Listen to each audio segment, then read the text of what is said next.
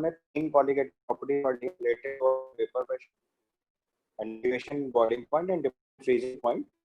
अभी 4th colligative property में continue करना है, and this is osmotic pressure. Although मैं लास्ट क्लास में थोड़ा ब्रीफली बताया था आपको, बट प्रॉपर्ली वर्कआउट नहीं कर पाया था, तो एक बार फिर से right down the term osmotic pressure. Next वाली प्रॉपर्टी देख रहे हैं हम लोग, osmotic pressure.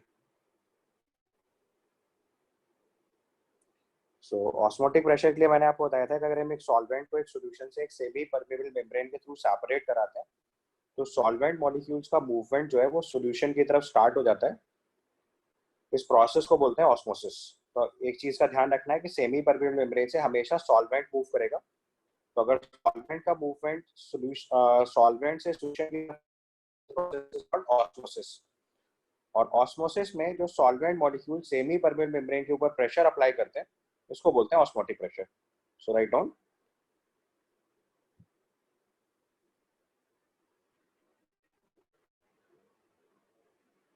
when solvent is separated by solution through semi-permeable membrane,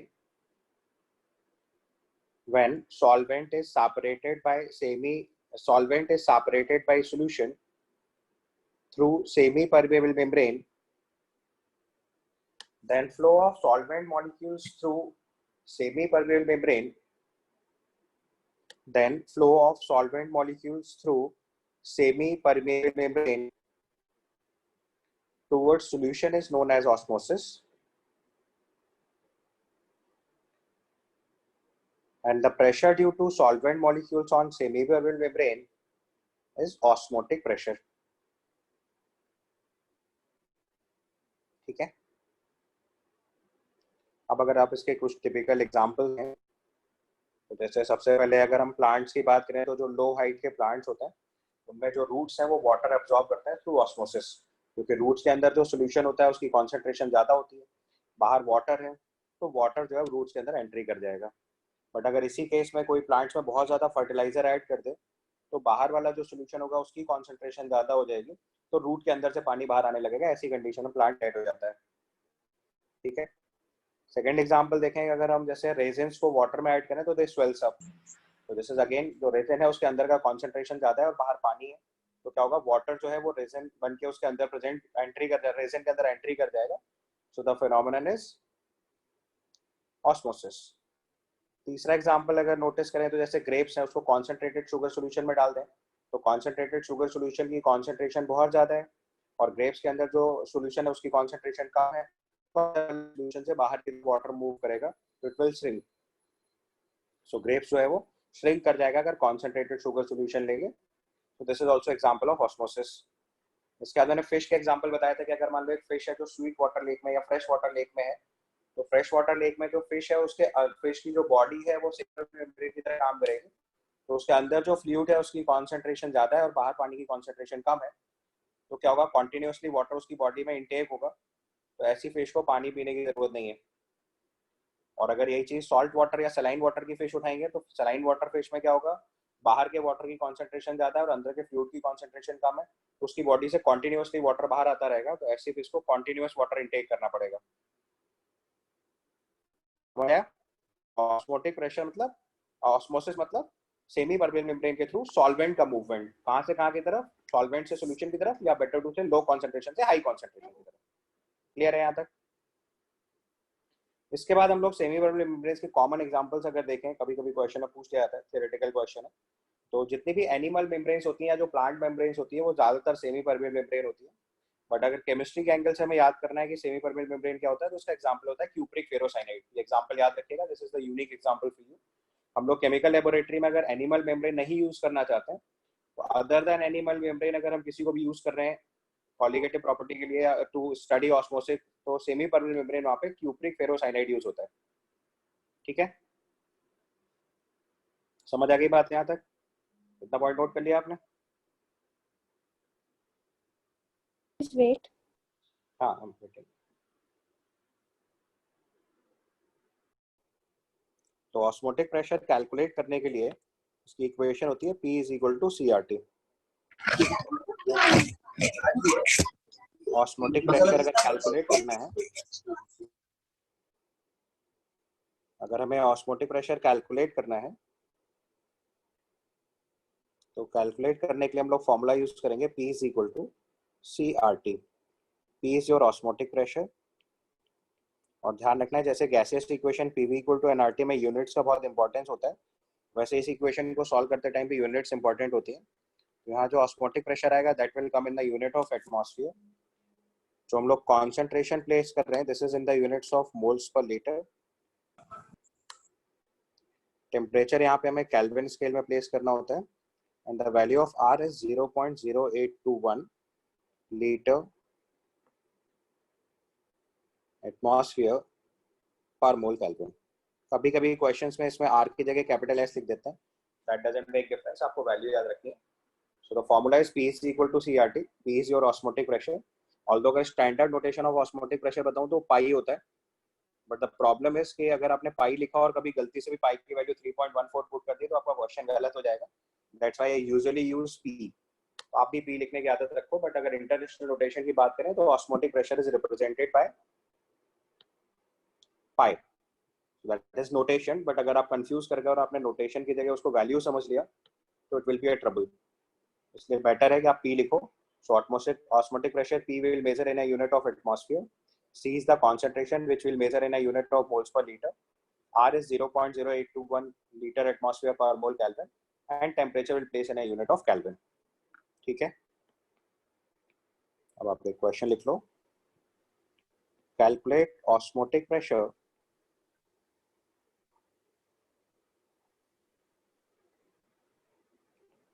of a solution. Calculate osmotic pressure of a solution obtained by dissolving 3.42 gram of sugar in water and solution is made up to 100 ml at 27 degrees Celsius. So the question is calculate osmotic pressure of a solution obtained by dissolving 3.42 gram of sugar in water and solution is made up to 100 ml at 27 degrees Celsius. Simple calculation है।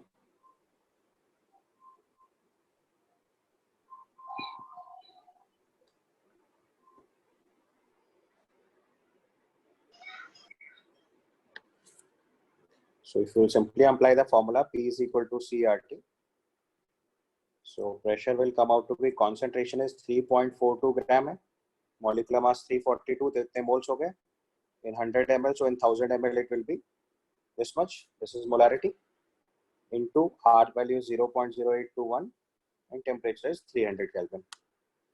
यहाँ से solve करके आपको pressure report करना है and that will come in a unit of atmosphere.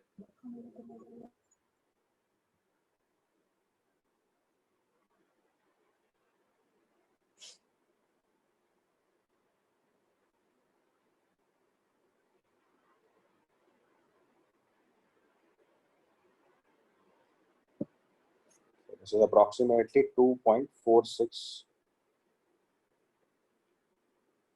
ATM आना चाहिए।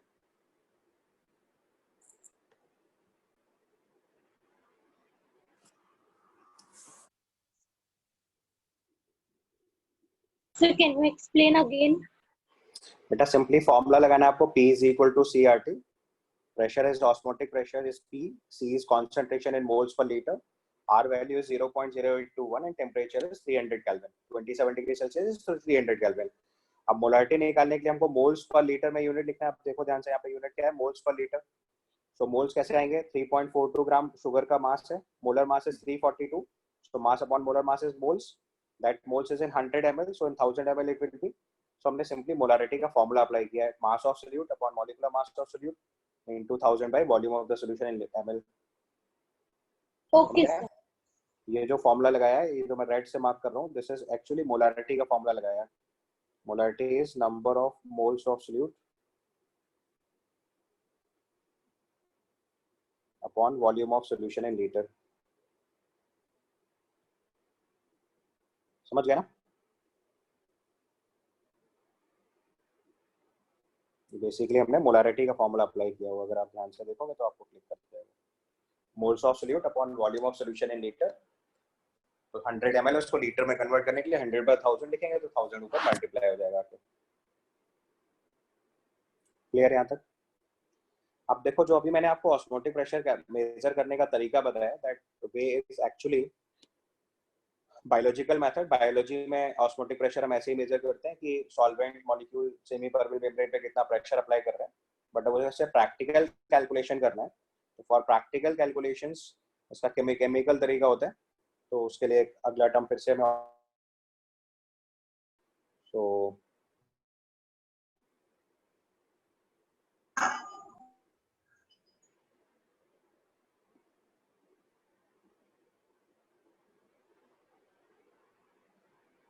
सो अब देखो, ऑस्मोटिक प्रेशर अगर मैं प्रैक्टिकली मेजर करना है तो उसका एक तरीका होता है। हमने सॉल्वेंट और सॉल्यूशन को सेपरेट किया और सेमी परमेबल मेम्ब्रेन से, और फिर क्या करा, जो सॉल्यूशन वाला चैम्बर है उसके ऊपर एक पिस्टन लगाया और उस पिस्टन से प्रेशर अप्लाई करना स्टार्ट किया। ठीक है? अब जैसे ही आपने पिस्टन अप्लाई करा और प्रेशर अप्लाई करा तो क्या होगा कि सॉल्वेंट वाली डायरेक्शन से तो प्रेशर लग रहा है ऑस्मोटिक प्रेशर, और सॉल्यूशन वाली साइड से प्रेशर कितना लगना हुआ, स्टार्ट पी। अब एक फिनोमेना आप जानते हो कि फ्लूइड्स के अंदर आप प्रेशर किसी भी डायरेक्शन से लगाओ, वो प्रेशर यूनिफॉर्मली सारे डायरेक्शन में डिस्ट्रीब्यूट हो जाता है। तो अगर हमने पिस्टन से ऊपर से प्रेशर पी लगाया तो उसका मतलब solution chamber semi permeable membrane पे कितना प्रेशर अप्लाई करेगा, कैपिटल पी। अगर हमारा ये प्रेशर ऑस्मोटिक प्रेशर के इक्वल हो जाएगा तो क्या होगा, प्रोसेस ऑफ ऑस्मोसिस जस्ट रुक जाएगा, तो इसको भी हम लोग ऑस्मोटिक प्रेशर बोलते हैं। तो ये प्रैक्टिकल तरीका है जिससे हम ऑस्मोटिक प्रेशर मेजर करते हैं। समझ आया?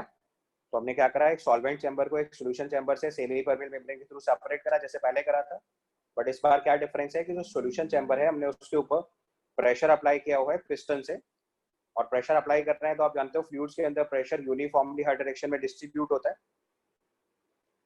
प्रेशर जो है वो यूनिफॉर्मली डिस्ट्रीब्यूट होता है, तो अगर प्रेशर यूनिफॉर्मली डिस्ट्रीब्यूट होगा तो मेम्ब्रेन के ऊपर प्रेशर पी अप्लाई होना स्टार्ट हो जाएगा। If the pressure is P is equal to the pressure osmotic pressure, तो उस कंडीशन में क्या होगा, ऑस्मोसिस जस्ट रुक जाएगी। तो वो प्रेशर जिससे जस्ट ऑस्मोसिस प्रिवेंट करते हैं उस प्रेशर को भी ऑस्मोटिक प्रेशर बोला जाता है। तो आपको अगला टर्म यही लिखना है, write down. If solvent and solution is separated by semi permeable membrane, if solvent and solution is separated by semi permeable membrane, if solvent and solution is separated by semi permeable membrane,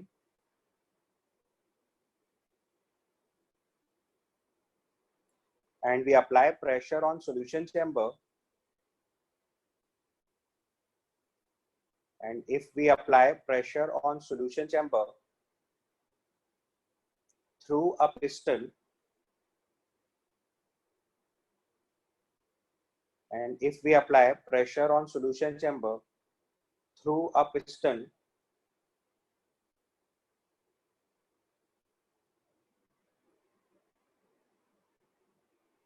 if we apply pressure on solution chamber through a piston, and the pressure which just prevents, and the pressure which just stops osmosis, and the pressure which just stops the osmosis is known as osmotic pressure. एक बार फिर से check करो. I said when solution and solvent is separated by semi-permeable membrane, when solvent and solution are separated by semi-permeable membrane and pressure is applied on solution chamber through piston,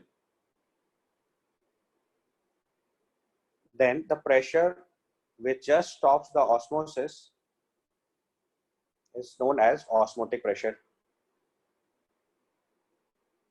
ठीक है. इसके बाद next term लिखेंगे हम लोग reverse osmosis.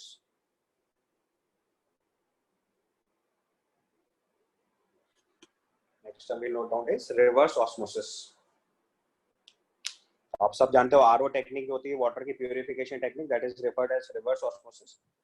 Sea water से हम pure water gain करते हैं इस टेक्निक से। सो रिवर्स ऑस्मोसिस से क्या हुआ कि पहले जो हमने प्रेशर अप्लाई करा था वो कितना अप्लाई करा था, ऑस्मोटिक प्रेशर के बराबर।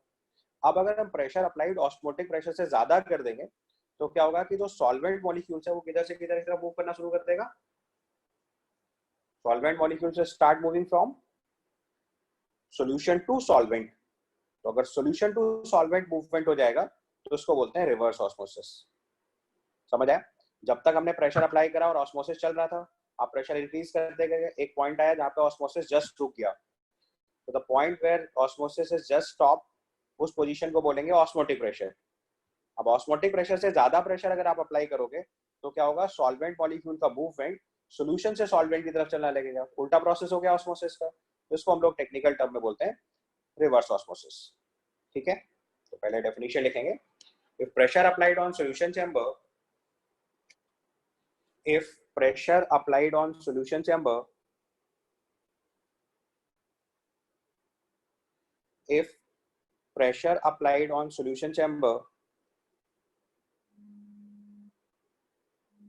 if pressure applied on solution chamber is more than the osmotic pressure, if the pressure applied on solution chamber is more than the osmotic pressure, then flow of solvent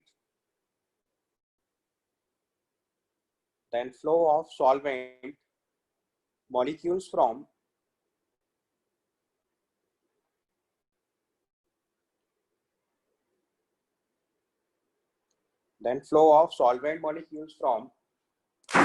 solution to solvent, पहले solvent to solution होता था, अभी उल्टा हो रहा है, from solution to solvent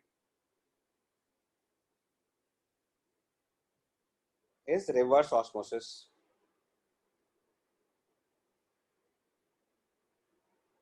ठीक है, the pressure is applied on the solution chamber is more than the osmotic pressure, then flow of solvent molecules from solution to solvent is reverse osmosis. तो अगर आप डायग्राम बना रहे हैं तो उसमें सॉल्यूशन से सॉल्वेंट की तरफ वाटर का फ्लो रिप्रेजेंट करेंगे।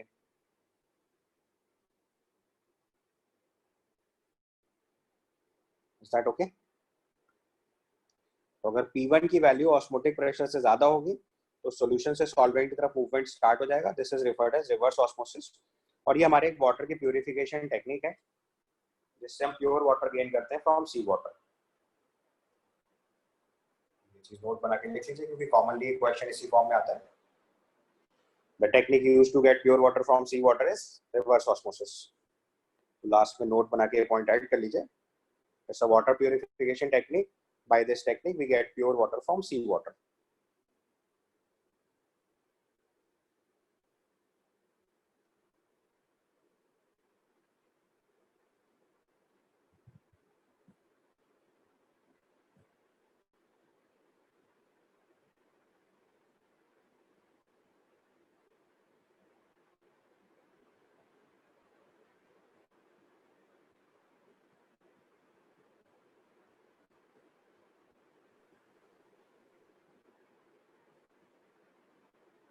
ठीक है, इसके बाद हम लोग तीन टेक्निकल टर्म यूज करते हैं। एक टर्म होता है आइसोटोनिक, एक टर्म होता है हाइपोटोनिक और एक टर्म होता है हाइपरटोनिक।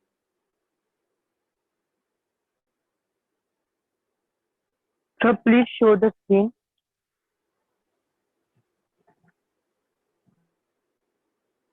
आप नोट नहीं कर पाए क्या?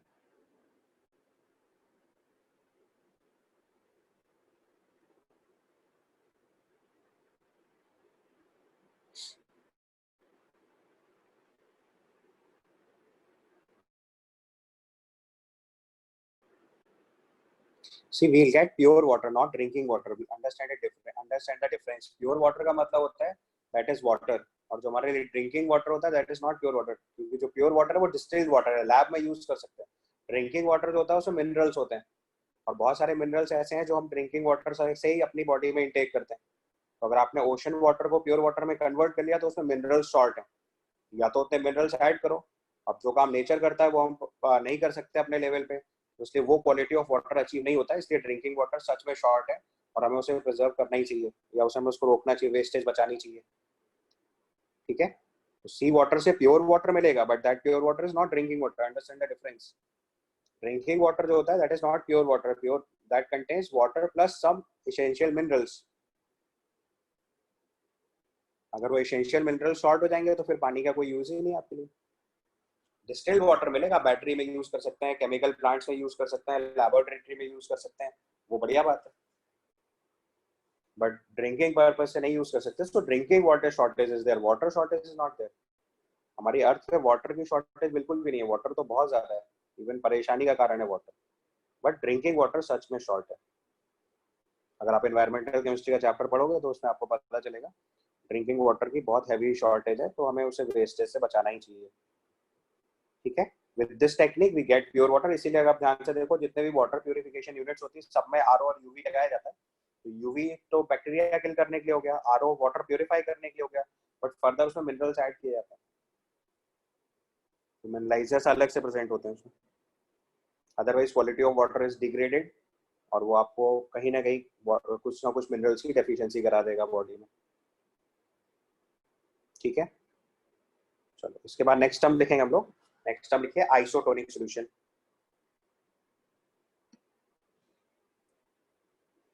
Next term is isotonic solution.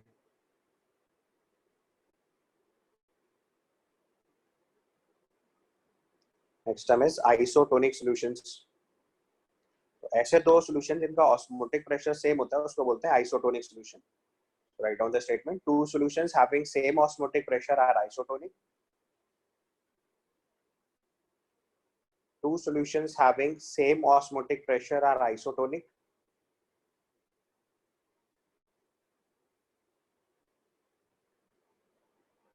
Two solutions having same osmotic pressure are isotonic.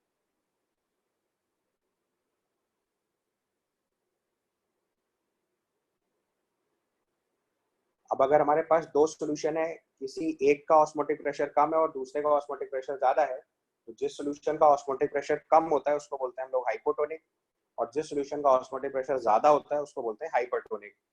तो अगले स्टेटमेंट में यही लिखिए।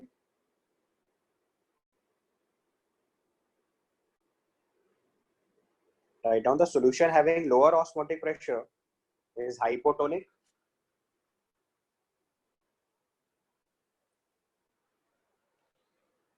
The solution having lower osmotic pressure is hypotonic.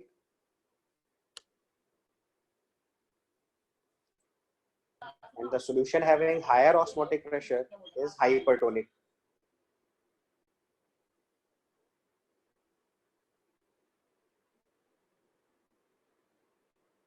The solution having lower osmotic pressure is hypotonic. And the solution having higher osmotic pressure is hypertonic.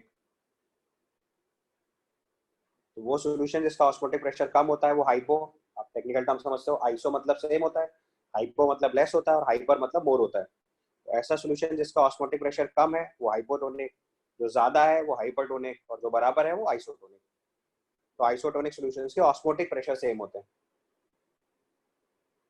ठीक है, clear यहाँ तक?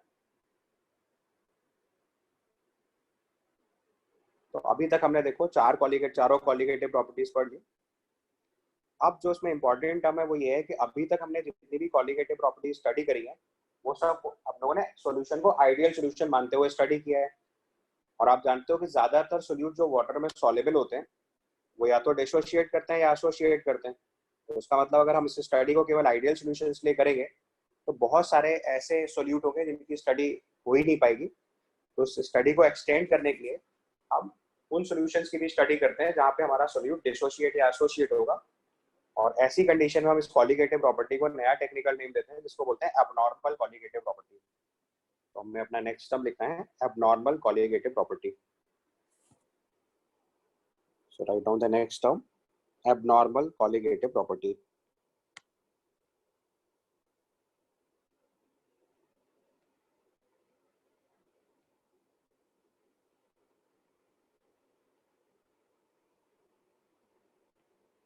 Abnormal colligative property.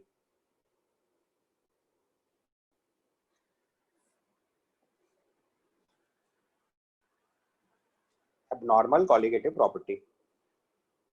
So write down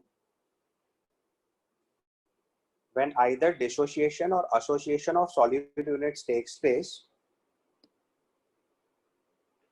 when either dissociation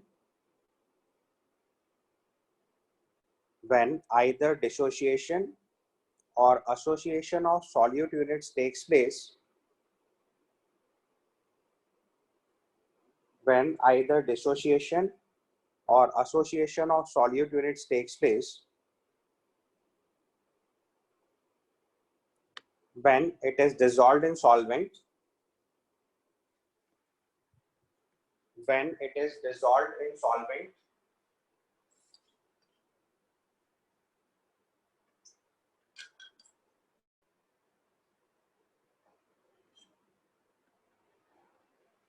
when it is dissolved in solvent,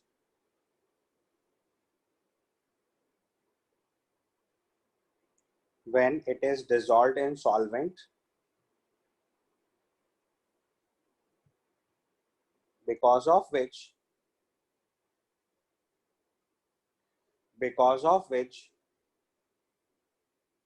number of solute units gets changed, because of which number of solute units gets changed,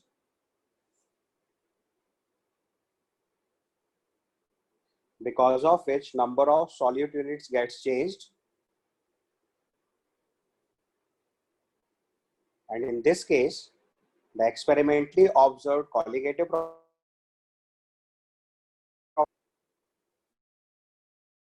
So your voice is not clear. observed colligative property, and in this case, experimentally observed colligative property is known as abnormal colligative property. एक बार फिर से पूरी बात मैंने बोला, if either dissociation or association of solute units takes place when it is dissolved in a solvent, then number of solute units gets changed.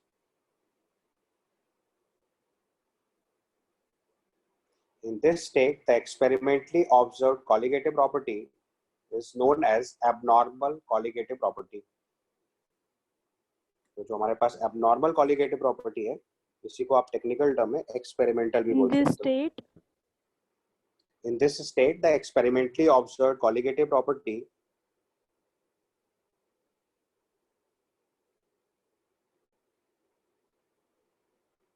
is abnormal colligative property. ठीक है. और जो हमारी नॉर्मल कॉलिगेटिव प्रॉपर्टी है वो है जो इतनी देर से हम लोग फॉर्मूले से सॉल्व करना सीख रहे हैं. सो नॉर्मल कॉलिगेटिव प्रॉपर्टी मतलब calculated value of colligative property. जो अभी तक हम लोगों ने 4 कॉलिगेटिव प्रॉपर्टी पढ़ी, like P not minus P S का P not is equal to N by N plus N एक formula, delta T B equal to K B into M दूसरा formula, delta T F is equal to K F into M तीसरा formula, और P equal to C R T चौथा formula. तो इन चारों फॉर्मूले से जो हम कॉलिगेटिव प्रॉपर्टी कैलकुलेट करेंगे that is a normal colligative property. जैसे पहला वैल्यू लिखेंगे तो P not minus P S by P not is equal to N upon N plus N, ये आपकी relative lowering of vapour pressure हुआ. Delta T B equal to K B into M, delta T F is equal to K F into M, और P is equal to C R T. इस फॉर्मूले से जो आप value calculate करेंगे इसको हम लोग बोलेंगे नॉर्मल कॉलिगेटिव प्रॉपर्टी. और अगर हमारे सॉल्यूट यूनिट्स का डिसोसिएशन या एसोसिएशन हुआ तो उससे number of solute units change कर जाएंगे. तो जो हमारी एक्सपेरिमेंटल वैल्यू आएगी वो उस कैलकुलेटेड वैल्यू से डिफरेंट आएगी, उसको हम लोग बोलेंगे एबनॉर्मल कॉलिगेटिव प्रॉपर्टी. यहाँ तक समझ गए? अब एक साइंटिस्ट थे वॉन हॉफ, उन्होंने सबसे पहली बार इस बात को कैलकुलेट करने का कॉन्सेप्ट समझाया. तो he has given a term I. This I is referred as van Hoff factor.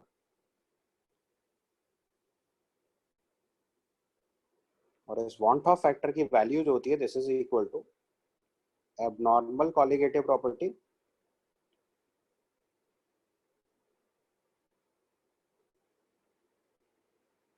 Upon normal colligative property.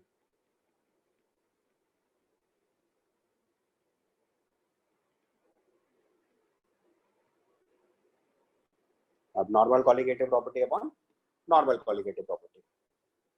तो अगर एक बार हमें वॉन ऑफ फैक्टर कैलकुलेट करना आ गया तो फिर चाहे हमारा सॉल्यूट डिसोशिएट हो और चाहे एसोसिएट हो, in both the conditions will be in a state to calculate the colligative property। समझ आया? तो वॉन्ट वाज अ साइंटिस्ट, उन्होंने अपना एक टर्म रिप्रेजेंट किया van't factor i. This van't factor i is represented as ratio of abnormal colligative property upon normal colligative property. मतलब समझ रहे हैं ना? एबनॉर्मल मतलब जो एक्सपेरिमेंटली आएगा, नॉर्मल मतलब जो हम कैलकुलेट करके निकालेंगे। ठीक है, तो अब प्राइमरी एम क्या हो, मतलब जो हम लोग वैल्यू लिख रहे हैं, आपको ये समझ आ रहा है ना जो मैंने यहाँ टर्म लिखे हुए हैं? Yes, sir. तो जो हमने यहाँ पे टर्म लिखे हुए हैं सब हमारी नॉर्मल कॉलीगेटिव प्रॉपर्टी, अगर आपको लिखना है यहाँ पे, ये सब हमारी नॉर्मल कॉलीगेटिव प्रॉपर्टीज हैं। ये तो हम लोग फॉर्मूले से निकाल सकते हैं। और एबनॉर्मल कॉलीगेटिव प्रॉपर्टी अगर निकालना है तो नॉर्मल कॉलीगेटिव प्रॉपर्टी में वॉन्ट फैक्टर से मल्टीप्लाई कर देना है। तो इसका मतलब अगर हमें कभी भी एबनॉर्मल कॉलीगेटिव प्रॉपर्टी निकालना है तो इसकी value simply van't Hoff factor into normal colligative property आ जाएगा। So now the only problem left is कि हमें समहाउ वॉन्ट ऑफ फैक्टर निकालना सीखना है। तो डिसोसिएशन और एसोसिएशन के वॉन्ट ऑफ फैक्टर निकालने की कैलकुलेशन होती है, वो आपको नेक्स्ट टाइटल में लिखना है। So write the next term van't Hoff factor for dissociation. तो एक बार अगर हमने वॉन्ट ऑफ फैक्टर निकाल लिया तो फिर हमारी प्रॉब्लम सॉल्व, क्योंकि नॉर्मल कॉलीगेटिव प्रॉपर्टी तो फॉर्मूले से निकल आएगी और उसमें वॉन्ट ऑफ फैक्टर मल्टीप्लाई कर देंगे तो एबनॉर्मल कॉलीगेटिव प्रॉपर्टी आ जाएगी। ठीक है, और ये चीज आपको स्टार्टिंग से याद है, मैंने सबसे पहला टर्म यही बताया था कि कॉलीगेटिव प्रॉपर्टी जो है वो केवल किस पे डिपेंडेंट होती है? नंबर ऑफ सॉल्यूट यूनिट्स पे। कॉलीगेटिव प्रॉपर्टी किस बात पे डिपेंडेंट होती है? नंबर ऑफ सॉल्यूट यूनिट्स पे। तो चाहे एबनॉर्मल कॉलीगेटिव प्रॉपर्टी हो चाहे नॉर्मल कॉलीगेटिव प्रॉपर्टी हो, that depends on number of solute units. आपने सॉल्यूट कौन सा ले रखा है इससे कोई फर्क नहीं पड़ रहा है।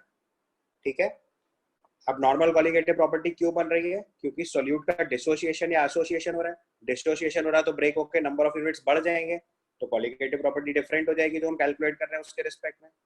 एसोसिएट कर जाएगा तो नंबर ऑफ सॉल्यूट यूनिट्स कम हो जाएंगे, तो भी हमारी कॉलीगेटिव प्रॉपर्टी जो एक्सपेरिमेंटल आएगी वो डिफरेंट हो जाएगी। समझ आया पॉइंट? तो कितने number of solute units change हो रहे हैं, बस अगर हम ये चीज रिपोर्ट कर लें तो हमें डिफरेंस पता चल जाएगा कि एबनॉर्मल कॉलीगेटिव प्रॉपर्टी क्या है और नॉर्मल कॉलीगेटिव प्रॉपर्टी क्या है। और नॉर्मल कॉलीगेटिव प्रॉपर्टी आपको क्लियर है, हम लोग आइडियल सॉल्यूशन के लिए निकालते हैं जहां पे डिसोसिएशन या एसोसिएशन कंसीडर नहीं करते हैं, यानी आपने जितना सॉल्यूट ऐड किया हम उतने ही number of solute units count करेंगे। ठीक है, तो next term we will write is van't Hoff factor for dissociation. Write down the next term van't Hoff factor for dissociation.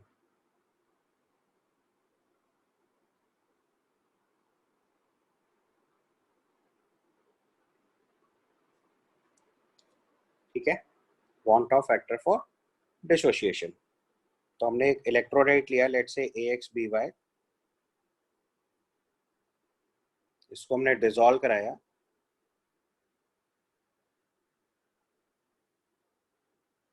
हमने एक इलेक्ट्रोलाइट लिया AXBY और इसको हमने डिसॉल्व कराया सॉल्यूशन बनाने के लिए। तो डिसॉल्व करने के बाद इसकी x units of AY plus बना और y units of BX minus बना।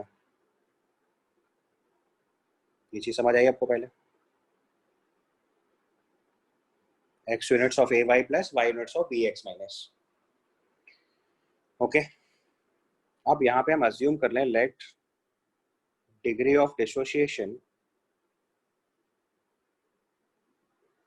Is equal to alpha. ठीक है, अब देखो t इक्वल टू 0 पे जब हमने सोल्यूट को डिसॉल्व किया था तो इसके A मोल थे हमारे पास, लेकिन जब सॉल्यूशन बना तो इसमें डिसोसिएशन हो गया, तो इसके A में से कुछ A into 1 minus alpha decompose हुआ, तो ये X से अल्फा फॉर्म हुआ और ये Y से अल्फा फॉर्म हुआ। ये बात समझ आई पहले आपको? क्योंकि स्टोइकियोमेट्रिक कोफिशिएंट देखो, इसका कोफिशिएंट यहाँ पे 1 है, इसका कोफिशिएंट X है और इसका कोफिशिएंट Y है। तो अगर AXBI का 1 मोल कंज्यूम होगा तो ए वाई प्लस का एक्स मोल फॉर्म होगा और बी एक्स माइनस का वाई मोल फॉर्म होगा। तो अगर हमारा ए में से ए अल्फा कम हुआ है, ब्रैकेट में देखो ए इंटू वन माइनस अल्फा है, तो उसको हम लोग क्या लिख सकते हैं एक्चुअली में, this A into one minus alpha is nothing but A into A minus A alpha. Consume कितना हुआ ए अल्फा, वन मोल से एक्स मोल बन रहा है तो ए अल्फा से कितना बनेगा x A alpha, one mole से वाई मोल बन रहा है तो ए अल्फा से कितना बनेगा वाई ए अल्फा। इतना समझ आया पहले? अदरवाइज का लास्ट में हम लोग फॉर्मूला निकालेंगे, उसी से सारे क्वेश्चन सॉल्व करने होते हैं। बट एक बार मैं आपको समझाने की कोशिश करता हूँ ताकि आप पूरी अंडरस्टैंडिंग आपकी बढ़िया हो जाए। तो ए एक्स बी वाई एक इलेक्ट्रोलाइट है जिसको हमने वाटर में डिजोल्व कराया, तो उससे X moles of A Y plus और Y moles of B X minus बन रहा है। इनिशियल मोल उसके ए मान लिया जो हमने वाटर में डिजोल्व कराए थे, जिसके करस्पॉन्डिंग नॉर्मल कॉलिगेटिव प्रॉपर्टी आ रही है। बट चूंकि डिसोसिएशन होने की वजह से वो A into one minus alpha X A alpha और वाई ए अल्फा बन गया। तो A into one minus alpha को हम ब्रैकेट ओपन करके ए माइनस ए अल्फा लिख सकते हैं। तो अगर ए एक्स बी वाई का वन मोल कंज्यूम हो रहा है तो ए वाई प्लस का एक्स मोल फॉर्म हो रहा है और बी एक्स माइनस का वाई मोल फॉर्म हो रहा है। तो अगर ए अल्फा कंज्यूम होगा तो कितना फॉर्म होगा एक्स ए अल्फा और वाई ए अल्फा। ठीक है, यहाँ तक समझ आया पहले आपको?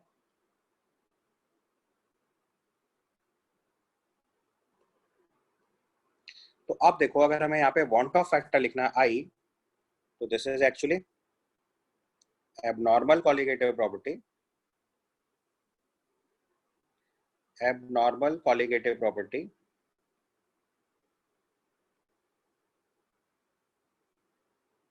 upon normal colligative property।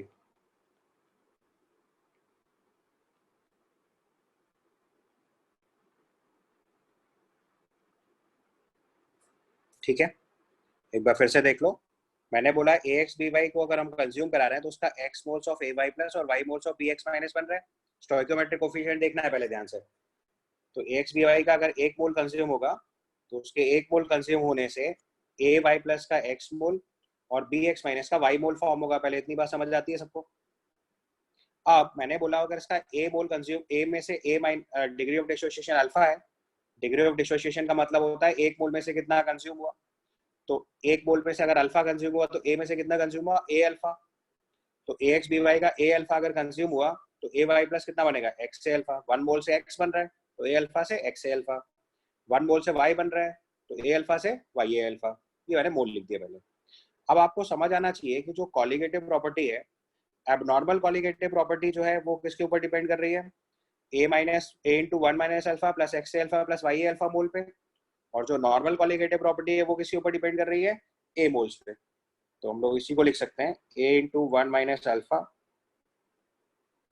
Plus X A alpha plus Y A alpha.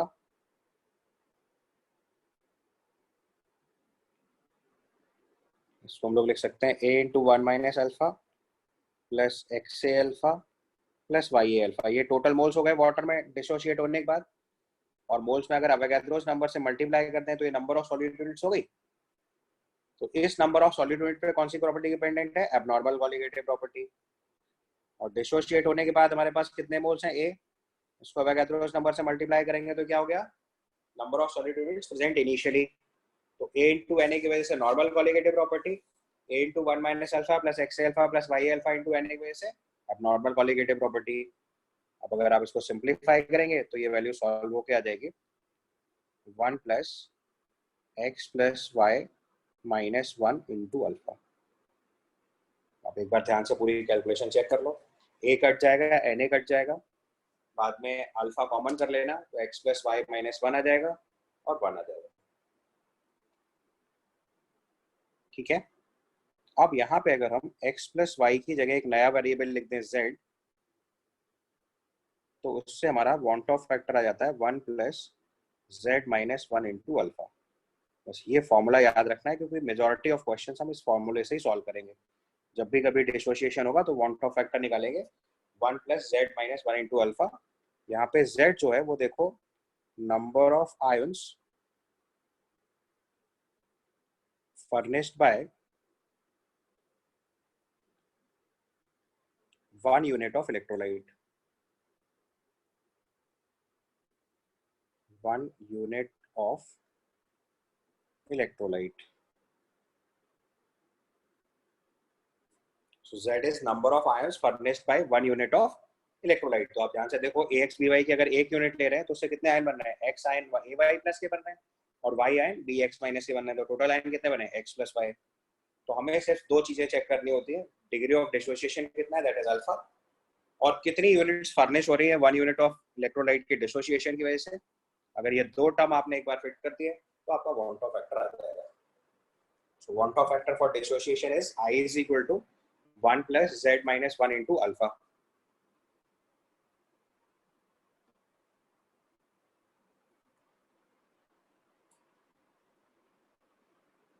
Na जो है वो अवोगाद्रोस नंबर है बेटा, नंबर ऑफ सॉलिड यूनिट्स पे कॉलिगेटिव प्रॉपर्टी डिपेंडेंट है।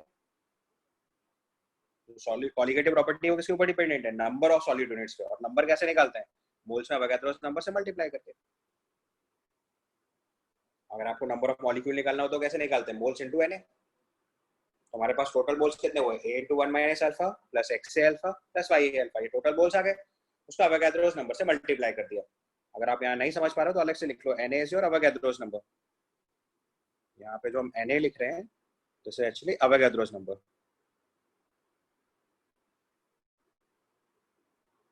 और तो स्टैंडर्ड है, उसकी मतलब बताने की जरूरत नहीं पड़नी चाहिए थी, बट अगर आप कंफ्यूज हो तो that Na is अवोगाद्रोस number.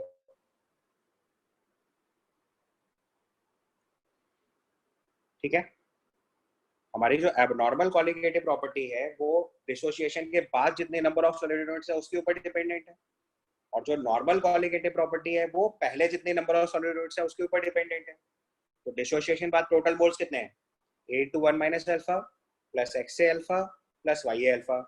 Total moles में अवोगाद्रोस नंबर से मल्टीप्लाई करा तो ये वो नंबर ऑफ सॉलिड यूनिट्स आ गए जिसके ऊपर एबनॉर्मल कॉलिगेटिव प्रॉपर्टी डिपेंडेंट है। अगर डिसोसिएशन नहीं होता तो कितने मोल्स से A, उसका अवोगाद्रोस नंबर से मल्टीप्लाई करा तो नंबर ऑफ सॉलिड यूनिट्स कितने हुए? A into Na। ये इस पे कौन सी कॉलिगेटिव प्रॉपर्टी डिपेंडेंट है? नॉर्मल। अगर डिसोसिएशन नहीं होता है तो नॉर्मल कॉलिगेटिव प्रॉपर्टी, डिसोसिएशन या एसोसिएशन होता है तो abnormal colligative property. Abnormal colligative property किसके ऊपर डिपेंडेंट है? नंबर ऑफ सॉलिड यूनिट्स जिनका डिसोसिएशन हो गया। तो डिसोसिएशन बाद कितने मोल हो गए? A into 1 minus alpha plus X से अल्फा प्लस Y है अल्फा। इसको अवोगाद्रोस नंबर से मल्टीप्लाई कर दो तो total number of solid units आ गई। डिसोसिएशन के पहले कितनी सॉलिड यूनिट्स थी? Number of moles A, Avogadro's number Na, multiply करा नंबर ऑफ सॉलिड यूनिट्स आ गई, दोनों का रेशियो लिख दिया, वॉन टॉप फैक्टर आ गया। ठीक है, क्लियर यहाँ तक? इसके बाद आप एक क्वेश्चन लिखिए तो आपको कॉन्सेप्ट क्लियर होगा। Calculate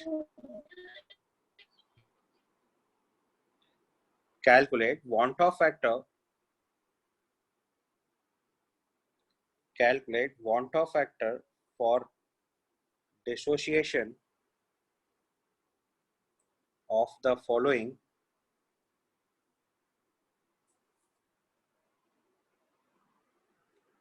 assuming 100% dissociation.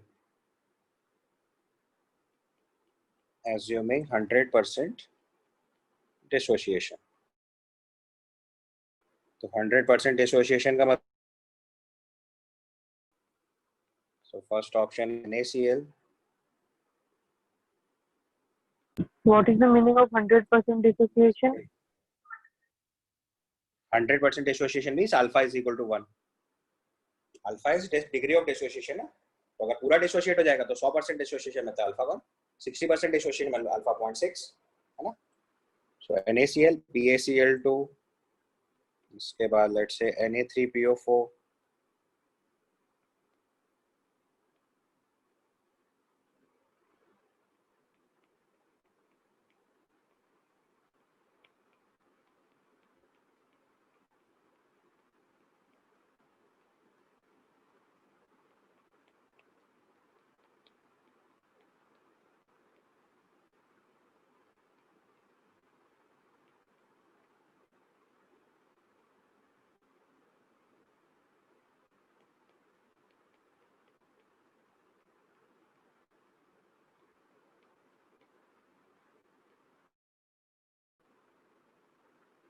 इनका सबका आपको वॉन टॉप फैक्टर निकालना है।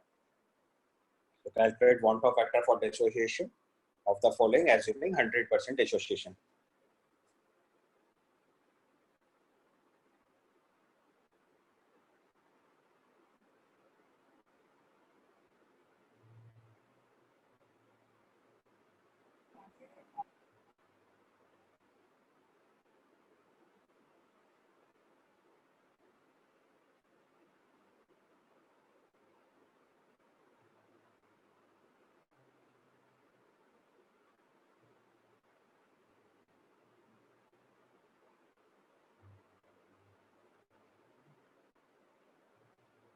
तो आपको पहली चीज समझ में आनी चाहिए कि यहाँ पे अल्फा की वैल्यू अगर 1 है तो वांट ऑफ फैक्टर की वैल्यू क्या आ जाएगी, 1 plus Z minus 1 into alpha में अल्फा की वैल्यू अगर 1 पुट करोगे तो आई इक्वल टू जेड आ जाएगा।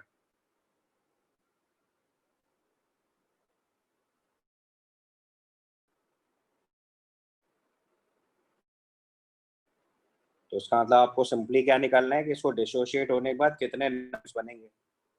एक बार सबको डिसोशिएट करो और नंबर ऑफ आयंस बताओ निकाल के कितना आ रहा है।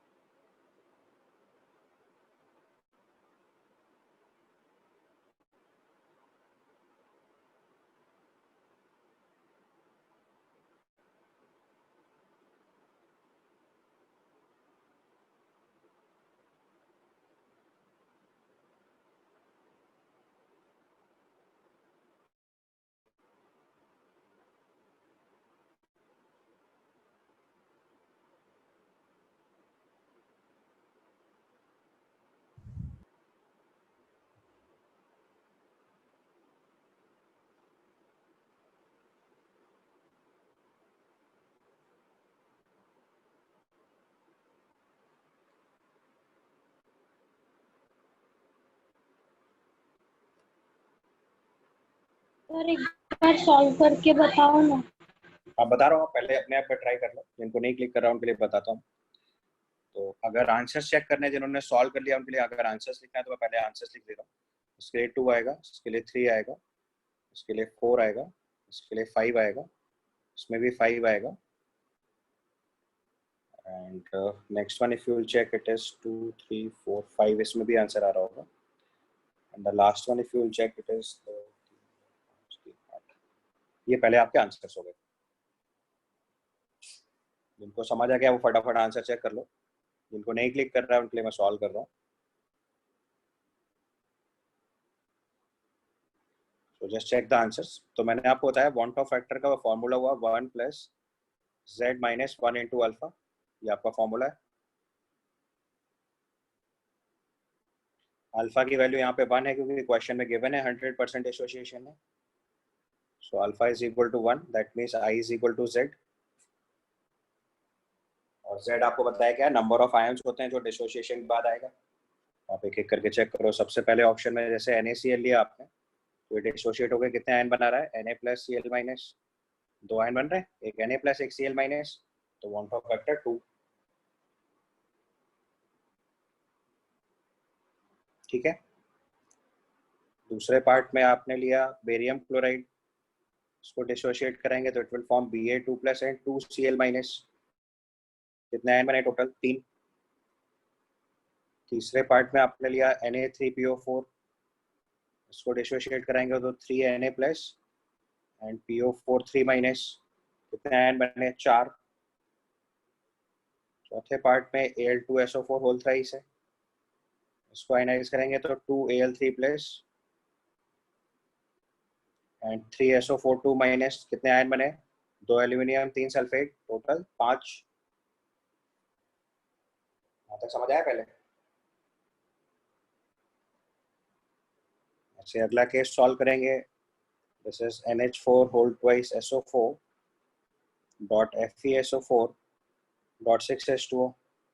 ये जब आयनाइज होगा तो जो वाटर है वो तो सॉल्वेंट का पार्ट हो जाएगा, बाकी जो आयंस होंगे वो सोल्यूट में आएंगे। तो ये बनेगा NH4 plus 2 units sulphate ion, Fe2 plus और सल्फेट आयन।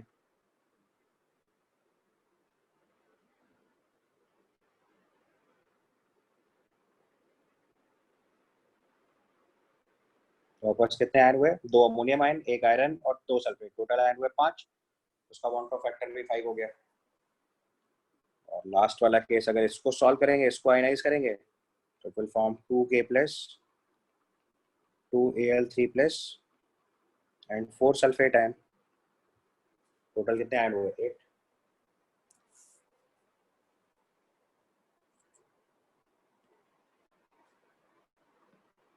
समझ आया?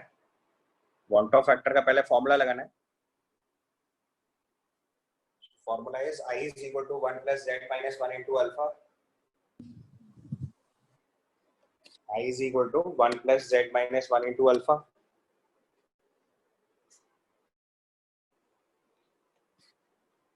Z जो है वो नंबर ऑफ आयंस होते हैं, अल्फा डिग्री ऑफ डिसोसिएशन है. क्वेश्चन में लिखा हुआ है 100% डिसोसिएशन काउंट करना है. 100% डिसोसिएशन मतलब अल्फा इज इक्वल टू 1. अगर अल्फा की वैल्यू 1 आ गई तो बस आप अगर ऊपर वाले फॉर्मूले में i is equal to 1 plus z minus 1 into alpha में अल्फा 1 पुट करोगे तो i की वैल्यू कितनी आ जाएगी? z. यानी कि आपको हर इलेक्ट्रोलाइट के लिए क्या निकालना है कि वो कितने आयंस बनाएगा. तो अगर NaCl वाटर में डालेंगे, डिसोशिएट करेंगे तो कितने आयन बनेंगे? एक Na प्लस एक Cl minus 2 ion. Barium chloride को आयनाइज करेंगे तो 3 आयन बनेंगे, एक barium 2 plus 2 chloride ion. Sodium phosphate को अगर आयनाइज कराएंगे तो 3 अमोनियम आयन और एक फॉस्फेट आयन, 4 आयन. ठीक है.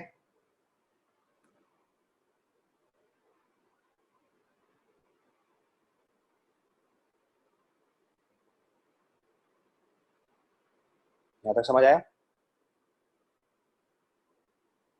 अब ऐसे K4FeCN6 भी लिख लो. K4FeCN6 आयनाइज करके लिखोगे तो 4K प्लस और FeCN6 4 माइनस.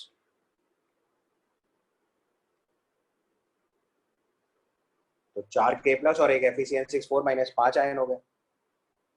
उसके बाद NH4 whole twice SO4 FeSO4.6H2 लेंगे तो आयनाइज होगा 2 अमोनियम आयन, एक 2 सल्फेट आयन और एक आयरन, 5 आयन हो गए. वैसे एलम लेंगे K2SO4.Al2SO4 होल ट्वाइस 24H2 इसको आयनाइज कराएंगे तो it will give you 2K plus 2Al3 plus and 4 sulphate ion. समझ आई बात? Sir, what is the answer for G? Answer for G. लिखा तो 8.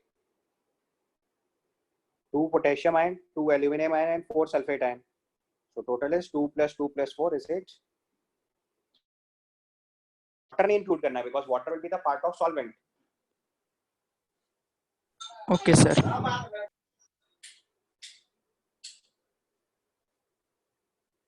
वाटर जो है वो पार्ट ऑफ सॉल्वेंट है. आपको number of solute units count करनी है, सॉल्वेंट यूनिट नहीं काउंट करनी है. सॉल्वेंट से कॉलिगेटिव प्रॉपर्टी में कोई फर्क नहीं पड़ रहा है. हमें काउंट करना है नंबर ऑफ सॉल्यूट यूनिट्स. तो अगर हम अमोनियम सल्फेट मोहर सॉल्ट को वाटर में ऐड करेंगे तो मोहर सॉल्ट से वाटर जो होगा वो सॉल्वेंट का पार्ट हो जाएगा. कौन कौन से आयन मिल रहे हैं? 2 अमोनियम आयन, एक 2 सल्फेट आयन और एक Fe2+ आयन. क्लियर हुआ? समझ में आया? फिर से देख लो ध्यान से. मैंने आपको पहली चीज बताई कि want of factor का फॉर्मूला लगाना है, that is I is equal to 1 plus Z minus 1 into alpha. पहले तो ये फॉर्मूला एकदम परफेक्टली याद करना है. भले ही लास्ट वाला डेरिवेशन आप ना करो क्योंकि वो आपसे कोई नहीं पूछ रहा, तो सिर्फ मैंने आपको समझाने के लिए बताया कैसे आता है. तो आपको पहले want of factor, क्योंकि आप अगर आपको डिराइव करना भी आता है तो भी आपको ऐसे ही सॉल्व करना है, बिकॉज अगर आप डिराइव करके सॉल्व करोगे it will take lot of time. तो आप टाइम फ्रेम में सवाल ही नहीं सॉल्व कर पाओगे तो कोई पॉइंट ही नहीं होगा उसको सॉल्व करने का.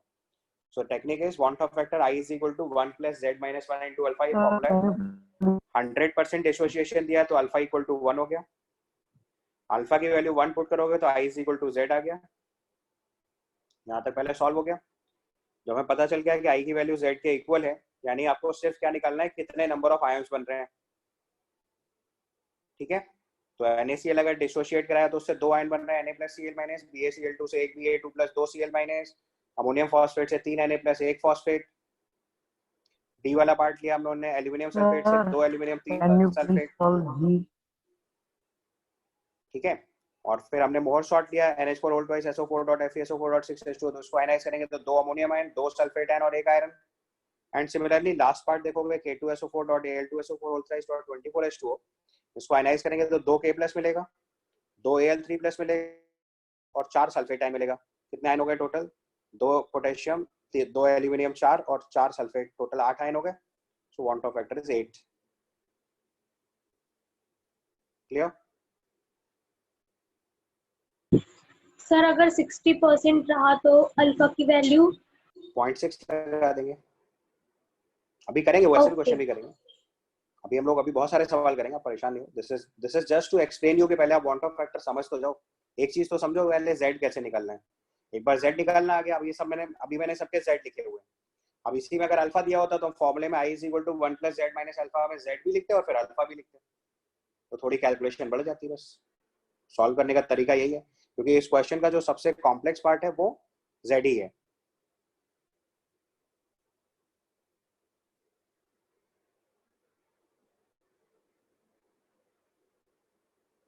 समझ में आ गई बात?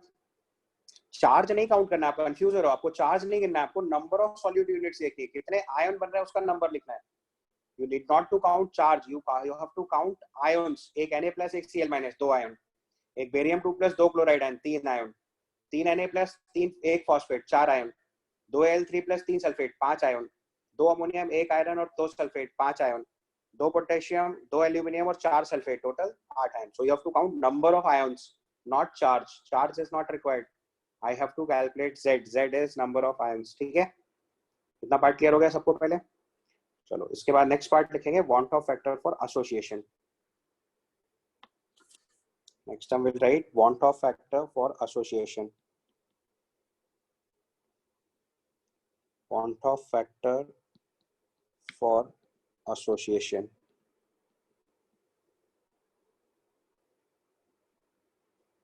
तो अभी हमने कंसीडर करा water is actually part of solvent. Water को इलेक्ट्रोलाइट की तरह काउंट ही नहीं करेंगे। जैसे आपने एलएम को वाटर में ऐड किया तो क्या होगा, वाटर तो सॉल्वेंट से जुड़ जाएगा ना, वो सॉल्यूट बचेगा ही नहीं। अब जो सॉल्यूट नहीं है उसका नंबर काउंट करने की हमें जरूरत ही नहीं है। So van't factor for association अगर हम लिखेंगे तो हमारे पास let's say n units of A है। एसोसिएशन का मतलब होता है यूनिट्स कंबाइन होना। तो n यूनिट्स ऑफ ए है, अगर वो कंबाइन होके an बन गया तो दिस इज एसोसिएशन। ठीक है, यहाँ पे जो n होता है इसको बोलते हैं ऑर्डर ऑफ एसोसिएशन।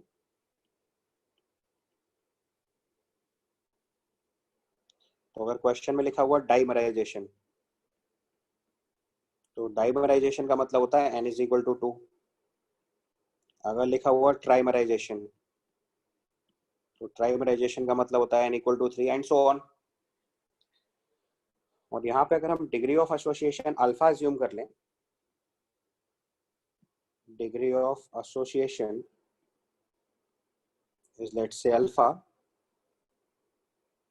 तो अब अगर इसको सिंप्लीफाई करें तो t इक्वल टू 0 पे अगर इसके a मोल्स हैं तो t इक्वल टू t पे a into 1 minus alpha consume हुआ। अब ध्यान से देखो, n मोल से 1 मोल बन रहा है, तो a अल्फा से कितना बनेगा, a alpha by n। Na से अगर an बन रहा है तो हमारे पास एक मोल से a मोल से एक मोल से a अल्फा कंज्यूम हो रहा है, तो a मोल से a अल्फा कंज्यूम होने से n मोल से 1 मोल बन रहा है, तो a अल्फा से कितना बनेगा, a अल्फा बाई n। और फिर वही अपना पुराना कॉन्सेप्ट, वांट ऑफ फैक्टर क्या होता है, abnormal colligative property upon normal colligative property.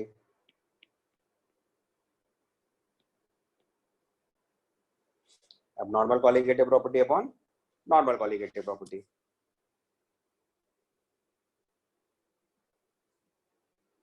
ठीक है, बस इसके बाद सिंपली वैल्यू पुट करिए, तो हमारे पास फाइनली नंबर ऑफ मोल्स कितने हैं, a into 1 minus alpha plus a alpha by n। इसमें अवोगाद्रोस नंबर से मल्टीप्लाई कर दो तो ये number of solid units finally present हो गए, और इनिशियली कितना था, a इंटू na। इसको सिंप्लीफाई करेंगे तो ये वैल्यू सॉल्व हो जाएगी 1 minus alpha plus alpha by n। आपको एसोसिएशन के लिए वांट ऑफ फैक्टर का फॉर्मूला याद करना है, 1 minus alpha plus alpha by n।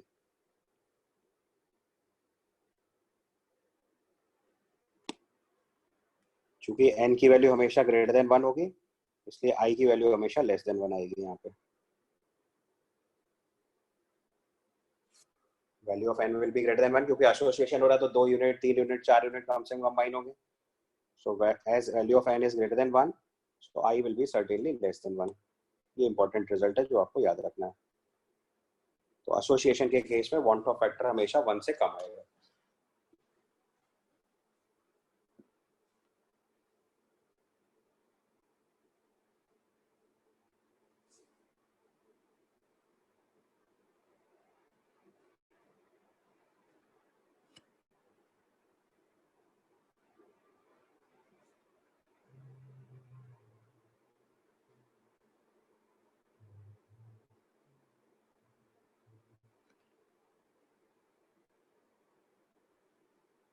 यहाँ तक समझ गए पहले सारे लोग? वांट ऑफ फैक्टर एसोसिएशन का 1 minus alpha plus alpha by N.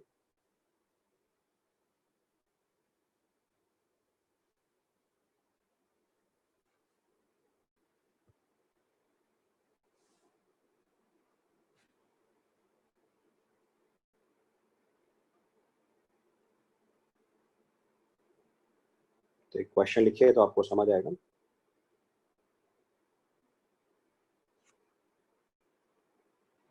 Question लिखो, find out the want Hoff factor for phenol. Done, sir. Find out the want of factor for phenol. Find out the want of factor for phenol.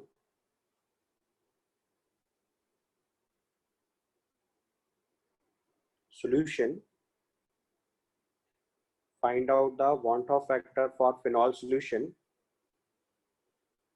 if it dimerizes to an extent of 75%. Find out want of factor for phenol solution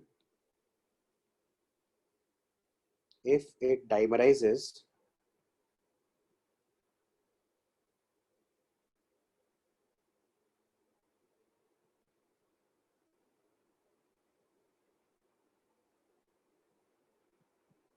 to an extent of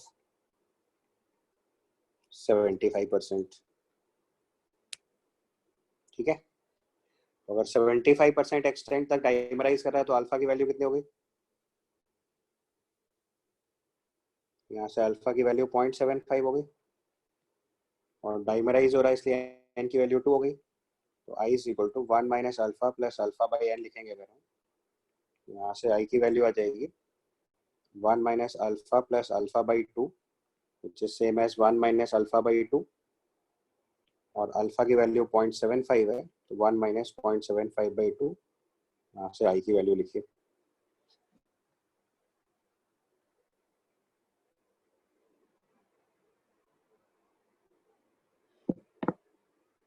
This comes out to be 0.625.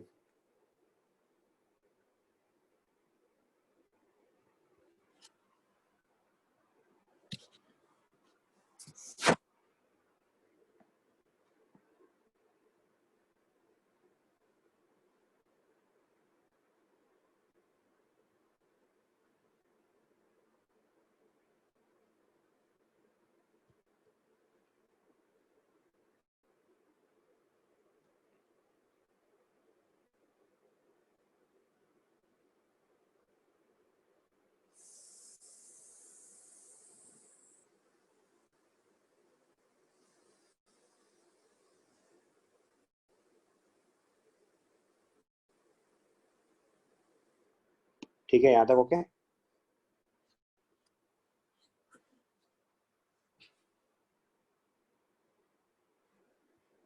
इसके बाद एक point note बना के लिख लीजिए क्योंकि कई बार ये क्वेश्चंस में आता है because it is the statement of NCERT. तो जो कार्बोक्सिलिक एसिड्स होते हैं like acetic acid and benzoic acid, ये वाटर में तो डिसोशिएट करते हैं और non aqueous medium like benzene में एसोसिएट करते हैं और एसोसिएशन भी डाइमराइजेशन होता है और दोनों का रीजन जो है वो हाइड्रोजन बॉन्डिंग है। तो पहले आप स्टेटमेंट लिखो, carboxylic acids like benzoic acetic acid and benzoic acid, carboxylic acids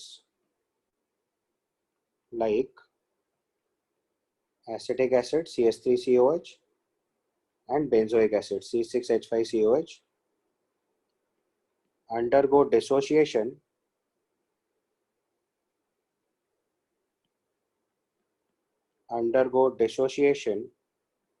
in aqueous medium and association, और एसोसिएशन के ब्रैकेट में लिख लेना है dimerisation in non aqueous medium like benzene.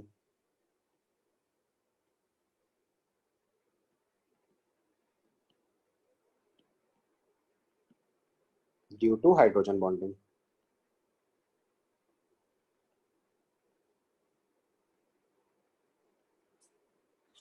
ये चीज याद रखिएगा, क्योंकि वैसे तो ज्यादातर क्वेश्चन में लिख के आएगा डाइमराइज हो रहा है कि ट्राइमराइज हो रहा है या टेट्रामराइज हो रहा है, बट ये कार्बोक्सिलिक एसिड्स के केस में क्वेश्चन में लिख के नहीं आता है, इसलिए केयरफुली इस चीज को दिमाग में सेट कर लीजिए। कार्बोक्सिलिक एसिड्स अगर वाटर के अंदर लेंगे तो डिसोशिएट करेगा, और नॉन वाटर मीडियम लेंगे जैसे बेंजीन यानी नॉन पोलर सॉल्वेंट, तो उस केस में ये एसोसिएट करेगा, और एसोसिएट में भी डाइमराइज करेगा। ये बात याद रखनी है, क्वेश्चंस में ये बात नहीं लिख के दी जाती है, बिकॉज ये एनसीईआरटी में स्टैंडर्ड नोट्स में गिवन है, इसलिए आपको So डायरेक्टली I याद can't रखना है। hear your voice. मैंने बोला है कि जो कार्बोक्सिलिक एसिड्स हैं वो एक्वस मीडियम में डिसोशिएट करते हैं और नॉन एक्वस मीडियम में एसोसिएट करते हैं। एसोसिएशन का जो टाइप है वो डाइमराइजेशन है, इसलिए मैं नोट कर दिया, आप ध्यान से नोट कर लो, बहुत इंपॉर्टेंट स्टेटमेंट है। Carboxylic acids like acetic acid and benzoic acid undergoes dissociation in aqueous medium and association, that is dimerization, in non-aqueous mediums like benzene, and this is due to hydrogen bonding.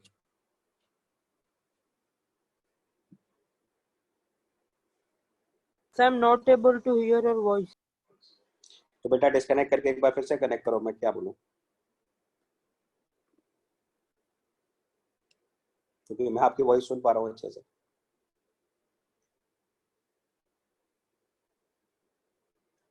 ठीक है, यहाँ तक clear हो गया पहले सबको? Carboxylic acids like acetic acid and benzoic acid undergoes dissociation in aqueous medium and association which is dimerization in non-aqueous medium like benzene, and this is due to hydrogen bonding. ठीक है, यहाँ तक का point clear हो गया सबको?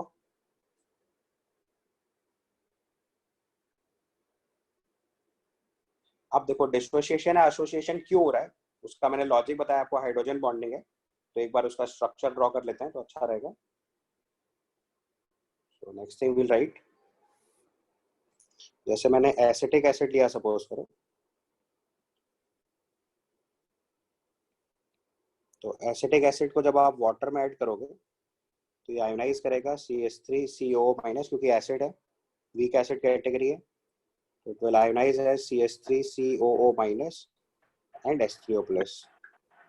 तो ये देखो इसका डिसोसिएशन हो गया। सर सर हाँ बोलो बोलो बोलो, तो आगे भी तो बोलो। sir, I was disconnected due to some technical issues. Can you please explain about now?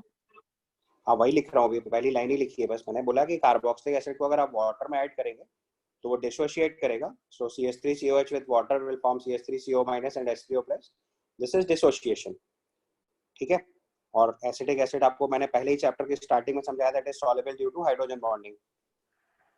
Soluble That medium dissociation in up medium. Non aqueous medium, dissociation in aqueous medium, association in non aqueous medium. अभी association का भी example बता रहा हूँ। तो अगर आपने acetic acid को CH3COH को डिसॉल्व इन बेंजीन तो ये डाइमराइज करेगा। डाइमराइज करेगा मतलब दो एसिटिक एसिड की यूनिट कंबाइन होके CH3COH होल ट्वाइस बन जाएगा। अब ऐसा भी हाइड्रोजन बॉन्डिंग की वजह से हो रहा है। आप एसिटिक एसिड का स्ट्रक्चर जानते हो, दिस इज द स्ट्रक्चर। दूसरी यूनिट ऑफ एसिटिक एसिड लिखेंगे, दिस इज द स्ट्रक्चर।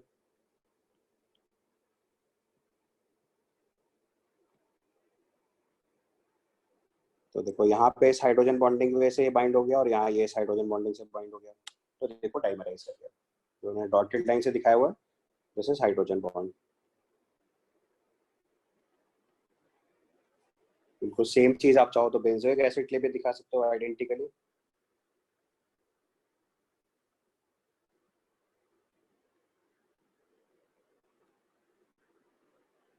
बस यहाँ पे बेंजीन लग जाएगी।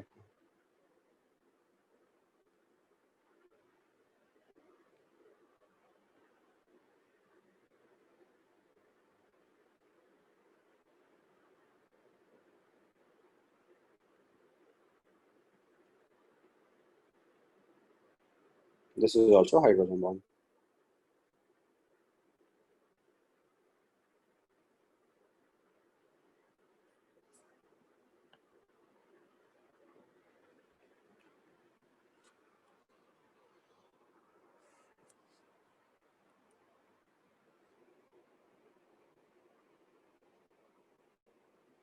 क्लियर है यहाँ तक? तो एक्वस मीडियम में डिसोसिएशन होगा, नॉन एक्वस मीडियम में एसोसिएशन होगा। तो अब हमें वांट ऑफ फैक्टर निकालना आ गया है। अब अगर हमें एबनॉर्मल कॉलिगेटिव प्रॉपर्टी निकालनी होगी तो क्या करेंगे, want Hoff factor simply multiply करेंगे। ठीक है, तो अब आप एक एक करके सारी एबनॉर्मल कॉलिगेटिव प्रॉपर्टी लिख डालिए। नेक्स्ट टाइटल लिखिए एबनॉर्मल कॉलिगेटिव प्रॉपर्टीज।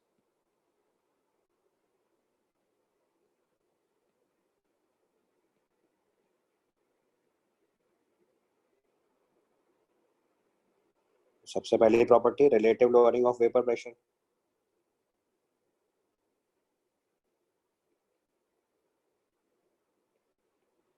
तो अगर इसकी वैल्यू लिखेंगे तो it is P not minus P S by P not is equal to, ये अप्रोक्सीमेटली एन बाई एन आता था, इसमें वांट ऑफ फैक्टर मल्टीप्लाई कर देना है बस।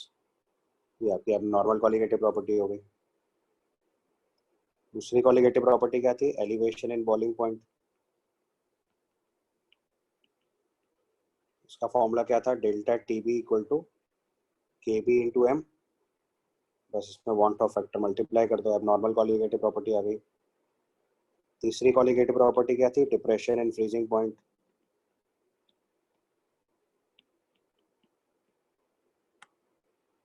So depression and freezing point is delta TF is equal to KF into M, इसमें भी वांट ऑफ फैक्टर मल्टीप्लाई कर दो। और चौथी कॉलिगेटिव प्रॉपर्टी थी अपनी ऑस्मोटिक प्रेशर,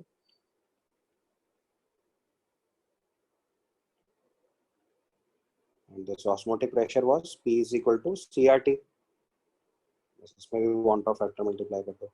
ये आपकी सारी एबनॉर्मल कॉलिगेटिव प्रॉपर्टी है। एक बार आपने अगर वांट ऑफ फैक्टर निकाल लिया है तो जो आपने नॉर्मल कॉलिगेटिव प्रॉपर्टी निकाली थी उसमें वांट ऑफ फैक्टर मल्टीप्लाई कर दो तो आपकी एबनॉर्मल कॉलिगेटिव प्रॉपर्टी आ जाएगी।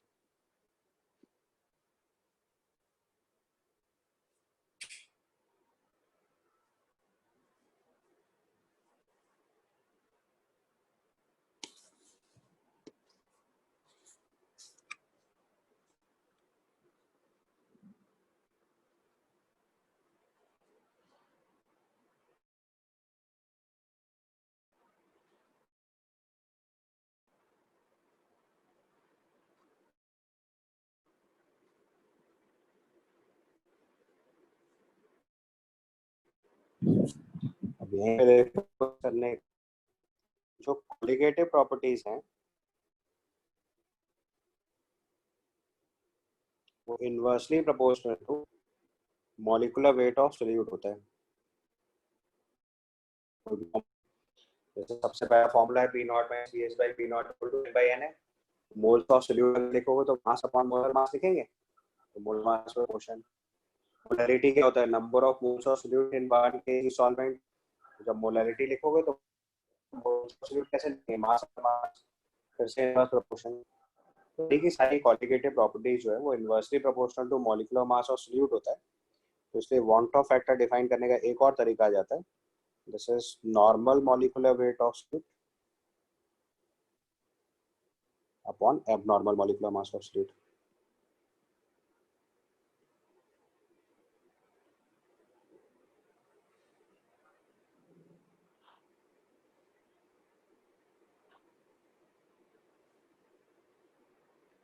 सो वांट ऑफ फैक्टर निकालने का एक और नया तरीका होगा, normal molecular mass of solute upon abnormal molecular mass of solute.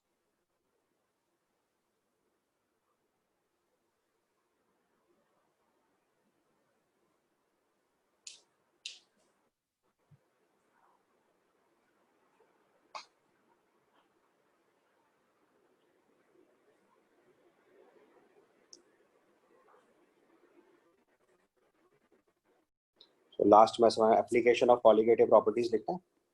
तो लास्ट टर्म लिखिए application of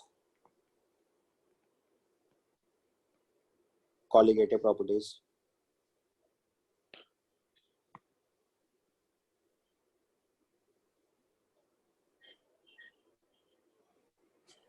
application of colligative properties.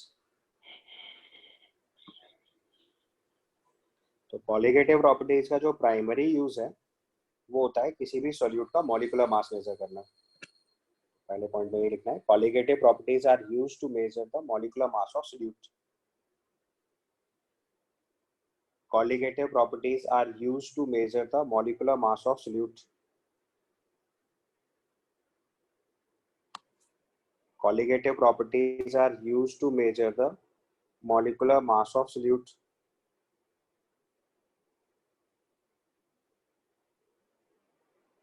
Colligative properties are used to measure molecular mass of solute.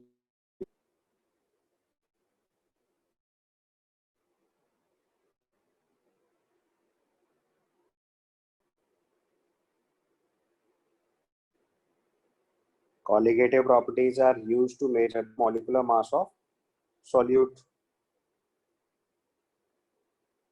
अब इसमें कुछ कुछ स्पेसिफिक पॉइंट है, एक एक करके लिखो. सबसे पहले पॉइंट में लिखो relative lowering of is avoided. Relative of pressure is avoided to measure molecular weight of solute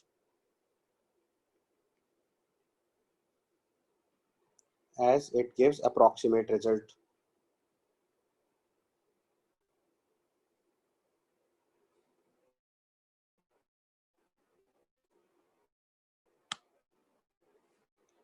दूसरे पॉइंट में लिखना है elevation and boiling point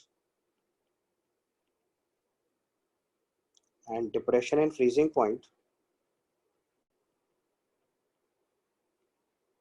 is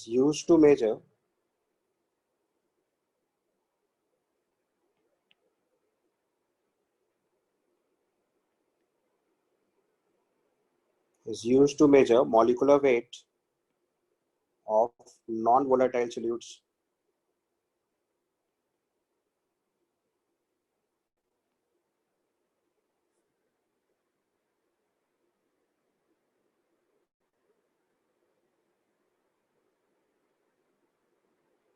So please show the above slide. Just a minute.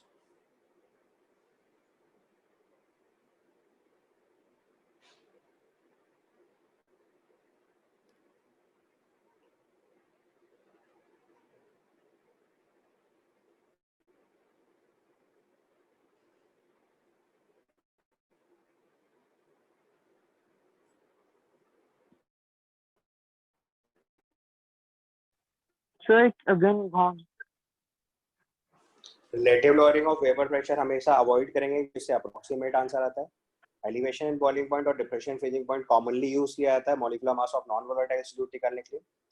तीसरी property लिखेंगे osmotic pressure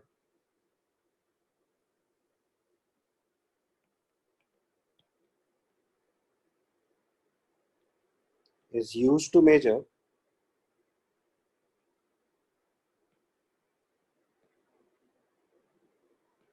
molecular weight of biomolecules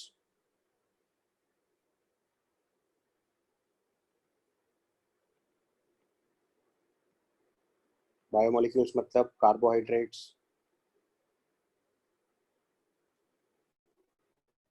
proteins, enzymes, hormones, etc. and polymers.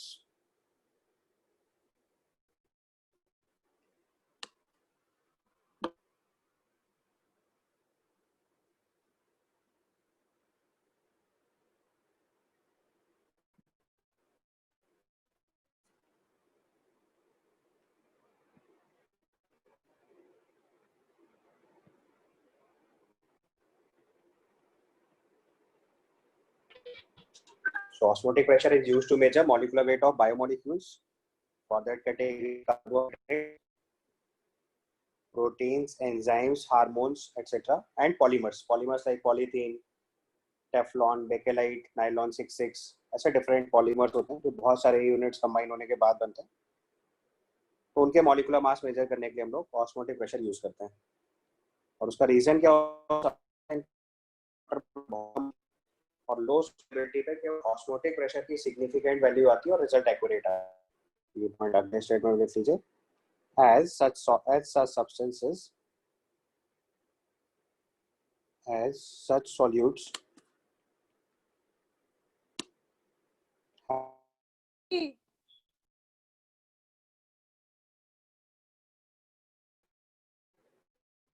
and osmotic pressure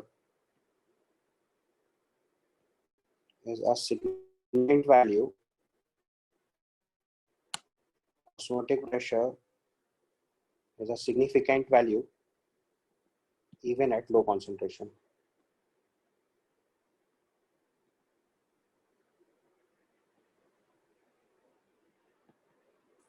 ये इसके major applications हो गए, को याद रखना है. Relative lowering of vapour pressure use कर सकते हैं, बट उसे अवॉइड किया जाता है. Sir, can you please repeat?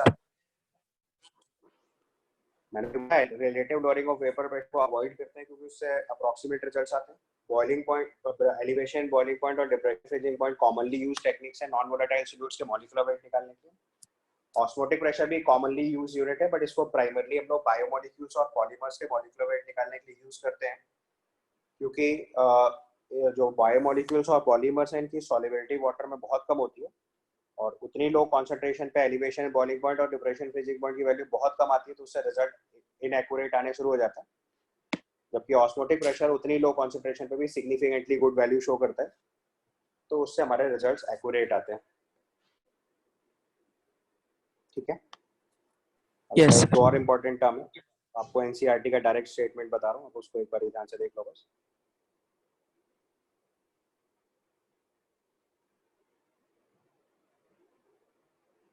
ये स्टेटमेंट आपको अपने कॉपी में लिख लेना एक बारी.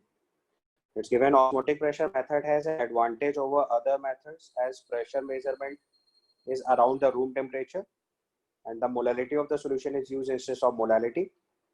As compared to other colligative properties, its magnitude is large enough even for very dilute solutions.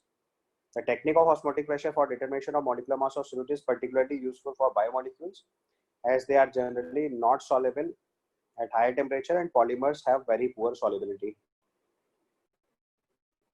जो बायोमोलिक्यूल्स है वो हाई टेम्परेचर पे स्टेबल नहीं होते, इस वजह से उनको हम लोग एलिवेशन, बॉइलिंग पॉइंट या डिप्रेशन फ्रीजिंग पॉइंट से नहीं मेजर कर पाते. और पॉलीमर्स की जो है वो सॉल्युबिलिटी बहुत कम होती है, इसलिए इनको भी अवॉइड करते हैं. तो जो ऑस्मोटिक प्रेशर मेथड है उसका एडवांटेज होता है बाकी सारे मेथड्स के ऊपर, क्योंकि इसमें एक एडवांटेज तो ये है कि इसको हम लोग रूम टेम्परेचर पे निकाल सकते हैं. तो अगर कोई सब्सटेंस टेम्परेचर बढ़ाने से डिकम्पोज हो रहा है तो उसका भी मॉलिक्यूलर वेट आप इस टेक्निक से निकाल सकते हो. दूसरी इंपॉर्टेंट पॉइंट ये है कि यहाँ पे हम लोग मोलैरिटी यूज करते हैं instead of molality. Molarity calculate करना आसान प्रोसेस होता है. तीसरी इंपॉर्टेंट बात बताई कि बहुत लो कॉन्सेंट्रेशन पे भी ऑस्मोटिक प्रेशर का मैग्नीट्यूड सिग्निफिकेंटली लार्जर होता है, तो एरर होने के चांस कम हो जाते हैं. और बायोमोलिक्यूल्स और पॉलीमर्स के केस में इसको स्पेशली यूज करते हैं क्योंकि हाई टेम्परेचर पर बायोमोलिक्यूल्स जो है वो डिकम्पोज कर जाते हैं, तो इसलिए उसको ऑस्मोटिक प्रेशर से निकालना पड़ता है. और पॉलीमर्स की वाटर में सॉल्युबिलिटी, ये बहुत इंपॉर्टेंट स्टेटमेंट है जो आप लास्ट में नोट कर लो.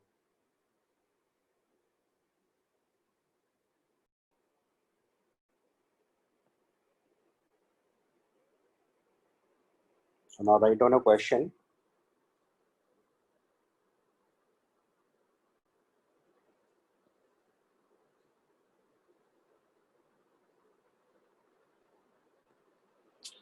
Write down a question. If freezing 0.1 molar aqueous solution of cobalt 3 chloride ammonia complex. So please repeat. हाँ मैं लिख रहा हूँ क्वेश्चन, आप लिखो. If freezing point of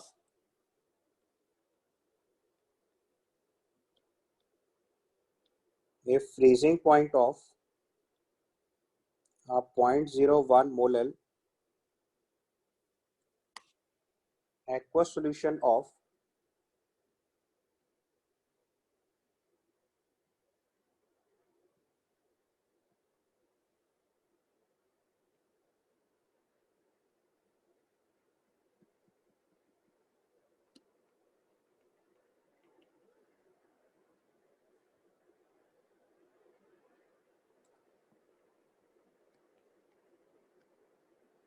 cobalt ammonia chloride complex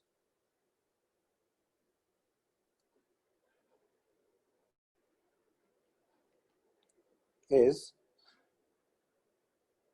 minus 0.558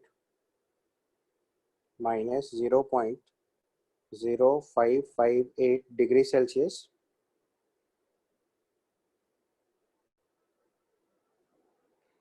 KF of water is 1.86 Kelvin kg per mole.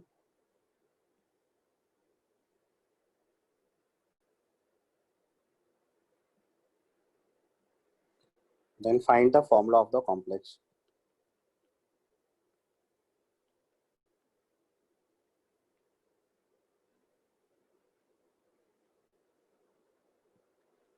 The freezing point of 0.01 molar aqueous solution of cobalt 3 ammonia chloride complex is minus 0.558 degrees Celsius.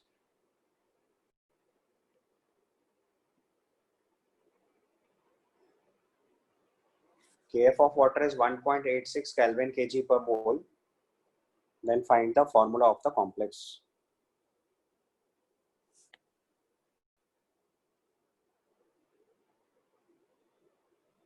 Assume alpha equal to 1.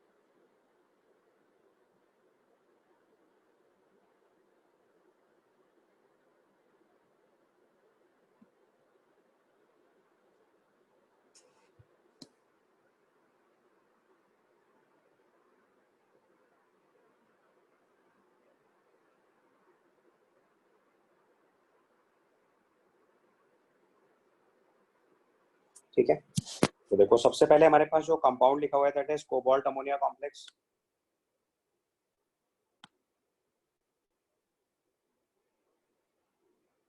तो पहले देखो cobalt की oxygen state 3 दे रखी है और ammonia neutral होता है. तो पहले आपको एक चीज समझ आनी चाहिए कि CONH3 whole X Cl3 type का फॉर्मूला होगा, because cobalt oxygen state +3 given है, तो उसका चार्ज बैलेंस करने के लिए 3 क्लोराइड आयन चाहिए होंगे. अमोनिया तो न्यूट्रल होता है. इतनी बात समझ आ रही पहले आपको? अमोनिया क्लोराइड कॉम्प्लेक्स, उसका मतलब कोबाल्ट और क्लोराइड आयन है. क्लोराइड आयन 3 होंगे, पहले इतना समझ आ रहा है क्योंकि कोबाल्ट ऑक्सीजन स्टेट +3 है, अमोनिया न्यूट्रल होता है, तो ऑक्सीजन स्टेट हमेशा नेगेटिव चार्ज बैलेंस होगी. तो यहाँ पे 3 क्लोराइड आयन चाहिए होंगे. ठीक है, अब अगर हम क्वेश्चन में देखो हमारे पास फ्रीजिंग पॉइंट गिवन, तो delta TF is equal to I times KF into, अगर I है तो delta TF is 0.538 is equal to I times KF is 1.8, molality is 0.01. यहाँ से I है. जाएगा.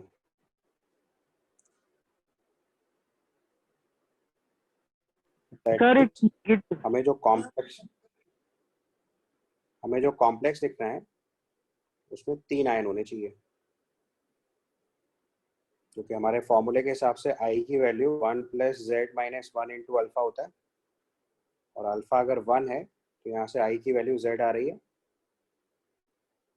तो Z अगर 3 है इसका मतलब कॉम्प्लेक्स में 3 आयन होने चाहिए. इतनी बात समझ आई पहले? तो अब आपके पास जो गिवन कॉम्प्लेक्स है उसका ऐसा फॉर्मूला लिखना है कि उससे 3 आयन बनने चाहिए. तो आयन अमोनिया से तो बनेगा नहीं, आयन बनेगा क्लोराइड आयन से, तो आपको 2 क्लोराइड आयन ब्रैकेट के बाहर लिखने पड़ेंगे. तो CONH3 होल 4 होल 5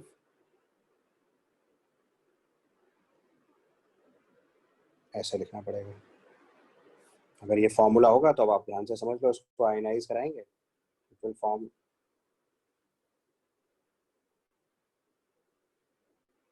तो अगर आपने इसको आयनाइज कराया तो it will form CONH3 whole 5 Cl2 plus 2 ion बन जाएंगे, ये फॉर्मूला हो जाएगा. Sir, how ठीक है, will you come to know NH3 will be? so मैंने बोला कि आपके पास पहले वांट ऑफ फैक्टर 3 आ गया, वांट ऑफ फैक्टर से आपको पता चला कि अल्फा 1 है, तो वांट ऑफ फैक्टर से हमें पता चल गया कितने आयंस बनेंगे। अब आपको ऐसा फॉर्मूला रिप्रेजेंट करना है जिससे 3 आयन बनने चाहिए, वो मैंने आपके लिए लिखा हुआ है।